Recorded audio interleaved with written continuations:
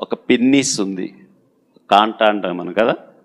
అది తయారవ్వాలంటే అది ఒక ఇనుప ముక్క. అది ఎక్కడి నుంచి వచ్చిందో, ఏ కంపెనీ నుంచి వచ్చిందో, దాన్ని తీసుకొచ్చి సన్నగా చెయ్యాలంటే ఎన్ని మిషన్స్లోంచి వెళ్ళాలి తెలుసా? ఇనుప ముక్క ఆ సన్నగా రావాలంటే తీగలాగా ఆ రా మెటీరియల్ నుంచి అనేక చక్రాల మధ్యలోంచి తిరిగి తిరిగి తిరిగి సన్నగా వస్తుంది. ఆ సన్నగా వచ్చింది మళ్ళీ ఇంకో మిషన్లో పెడితే మధ్యలో రింగ్ వచ్చి ఇలాగ వస్తుంది.